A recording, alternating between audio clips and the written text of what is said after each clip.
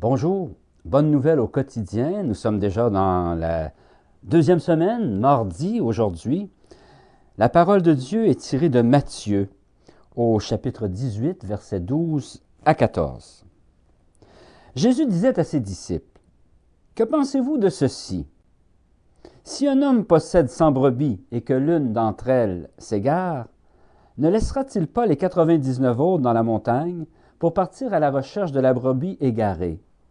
S'il parvient à la retrouver, amen, je vous le dis, il se réjouit pour elle plus que pour les 99 autres qui ne se sont pas égarés. Ainsi, votre Père qui est aux cieux ne veut pas qu'un seul de ses petits soit perdu. »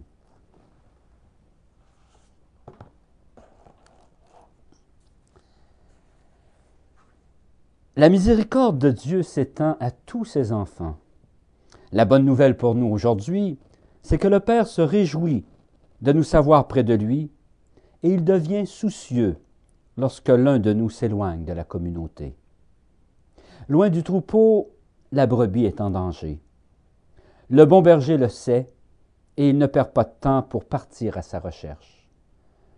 Le Seigneur ne veut pas nous laisser apeurer loin de lui. Il est beau de voir que l'attitude du berger en est une de tendresse et de miséricorde. Il ne blâme pas la brebis quand il la retrouve, mais au contraire, il se réjouit et la prend même sur ses épaules. Tel est notre Dieu, un Dieu de tendresse, de miséricorde, de pardon et d'amour, que l'éloignement de l'un de ses enfants chagrine au point de tout mettre en œuvre pour le retrouver.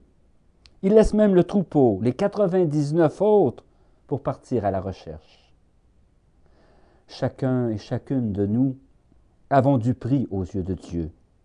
Il nous aime et il est prêt à tout pour notre bonheur. Il n'a pas peur de venir nous chercher là où nous sommes. Il trouve sa joie dans notre présence à ses côtés. Il est heureux lorsqu'on est tous là, spécialement la plus fragile de ses brebis. Aussi nous invite-t-il à nous réjouir avec lui. La communauté doit se réjouir du retour à la maison de ceux et celles qui ont pris une distance et que le Seigneur a su retrouver et ramener au sein de la grande famille pour que tous fassent la fête. Dieu nous fait partager sa joie et cette joie, nous la laissons nous envahir pour la porter au monde. Est-ce que nous savons nous réjouir avec Dieu du retour de la brebis égarée? Mais qui est la brebis égarée? N'est-ce pas moi, parfois, quand je m'aventure sur des chemins qui ne sont pas toujours dans la ligne de l'Évangile, ou lorsque je fais à ma tête dans les orientations à prendre pour que ma vie soit pleine de la présence de Dieu? Comment accueilles-tu cette miséricorde de Dieu?